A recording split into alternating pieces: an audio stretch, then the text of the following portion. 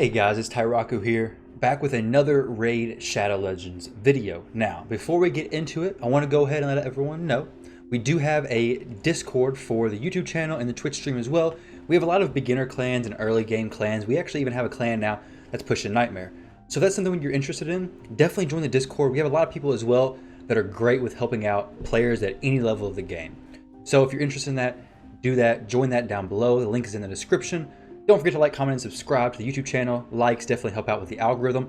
I don't know how. Everyone says it does, so I'm going to go with that. Now, typically I leave it to the end of the video, but I want to go ahead and touch on that before we get started.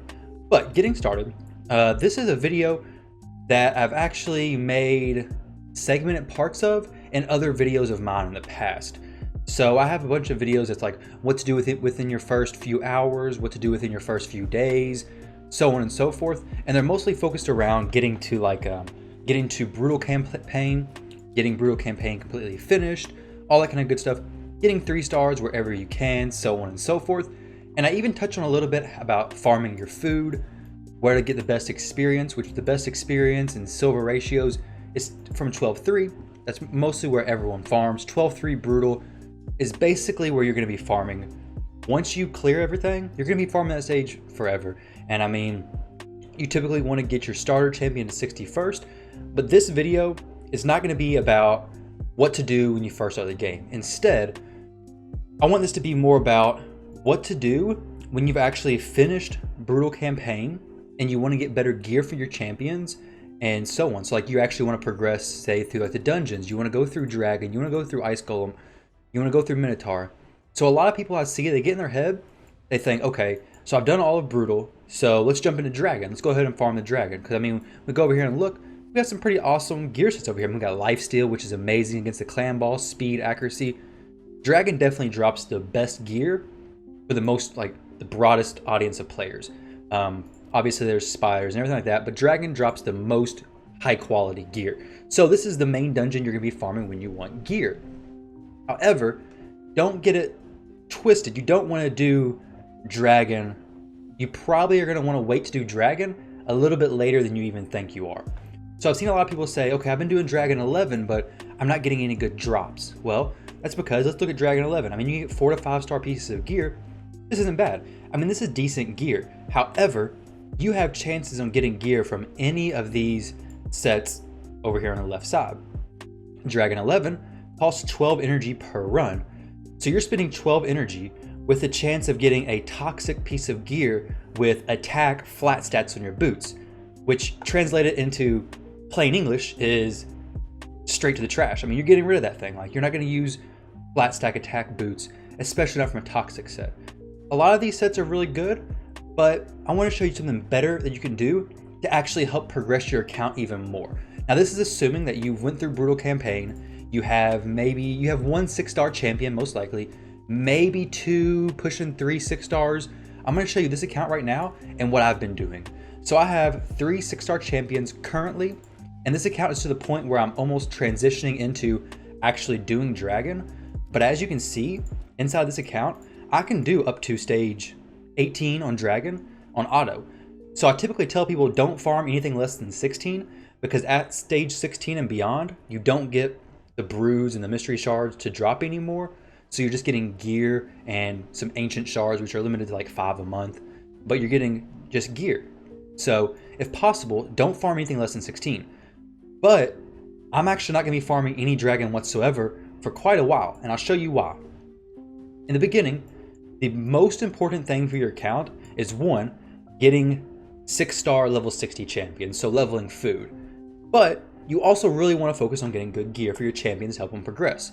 So instead of doing 12-3, where you do get the most experience and really good silver for selling the shields, go ahead and go down to stage 6, which in my opinion is the best stage to farm. There's arguments to be made for the lifesteal stage, the accuracy stage, and the critical rate stage. But early in the game, speed is king, and speed is really king throughout the entire game. But you really want to be fast, especially when it comes to the arena. The arena is so hard as it is, and if your team is getting outsped, it just makes it so much more difficult. Now, when you go into these speed stages, I actually bought the raid pass in this account, so I have 100 multi-battles. And what I would do is I would go to specifically the gloves, chest, and boot stages, and I'd go into the boot stage. I'd put my fast farmer in there. I'd go down here. Let's get rid of the vault. I would go ahead and load up some food. Let's take some 1 stars just so I can actually get everyone to be leveled up a little bit. I would just load up some food, go through here, and when I did, I would be looking for speed boots. Speed boots are basically the only boots you're going to be wearing. Especially as an early game player, beginner, you're not going to wear anything else other than speed main stat boots. Because if you don't wear them, it's going to be very difficult to get your speed to a respectable amount. So you'll see that every one of my champions, speed main stat, my Siphi, speed main stat, all of them have speed main stats. And now whenever you're running through that stage on the campaign, chapter 6, you're gonna get some 5-star drops. So if you get 5-star speed boots, you're looking at, let's see, I believe it's, okay, so you're looking at, there's not actually say, okay, speed right here. 5-star, you get level 16 is 40 speed. Okay, so you're looking at 40 speed from 5-star boots. Okay, now obviously it's best if you can get 5-star, but if you get 4-star, 35 speed's not bad at all. So definitely spend some time in here. What I would do with my multi-battles, if say, so I have 100, I would literally take 25, go through the speed stage, 25, or the boot stage, 25, go through the chest plate stage, which with chest plates, I'm looking for accuracy, I'm looking for defense percent, I'm looking for HP percent. I'm not really looking for attack percent, because honestly, attack percent is not something you really need. It's very, very like niche, I'd almost say. Some champions can wear this and make sense of it, but most champions, even offensive champions, aren't going to be wearing attack percent chest plates early in the game, just because they'll sacrifice so much potential survivability by not wearing the defense or HP percent that it's just not worth it to put the attack percent. The little bit of damage you get isn't worth the trade-off for how much squishy your champions become most of the time. So I would be looking for accuracy, attack percent, or not, accuracy, defense percent, and HP percent for the chest stage. I would load up 25 multi-battles there. I would load up 25 multi-battles on the glove stage. Now when doing gloves, I look for things like crit rate, crit damage. Crit damage gloves are really good, but it's kind of difficult to actually get a champion to make sense of them. You have to have somebody who either has 100% crit rate, close to it, or something built into their kit where they don't actually need 100%, like Coldheart. You only need 70% crit rate to get her most important ability to land a critical hit. So you can put crit damage gloves on her, but I really look for crit rate and HP percent and defense percent. I never look for flat stats. I always look for percentage stats. Percentage stats just far beat out flat main stats all the time. They are common pieces of gear though, so you won't get the extra substats, but you do get lucky every now and then and get a really good piece of gear to drop. It's an uncommon, so a green piece, and you will get some substats. So like if you get things like a speed boot with crit rate substat, that's amazing. So I would load up 25 on each one of those, get to about 75 battles, and then I would use a little bit of my other battles on stages like these. Now whenever I'm doing stage 1, 2, and 3, I'm just looking for like 5-star pieces of gear. So if I get a 5-star weapon, that's going to be awesome. It's going to have the most attack, preferably 5-star helmets and shields, since they have a little bit more survivability, and that's really what we're looking for. But the reason why I say 5-star is because you're just getting the most from it. You can do 4-star, doesn't really matter. The biggest thing here, so when you're looking for these pieces, you're really just looking to finish the set out, because at this point in the game, those extra substats are not going to be massively game-changing, game-breaking. Sometimes you'll get lucky and get a uncommon piece of gear, and it has excellent substats, and definitely just use that. I mean, speed and those defensive type substats, defense percent, HP percent, accuracy, crit rate, crit damage, all those are great. When you roll those up, upgrade them to like level 4, 8, 12, 16, and so on, you can see what kind of substats are underneath. So like some of my weapons, they're not actually upgraded very much. Like if I look in here, you'll see my speed.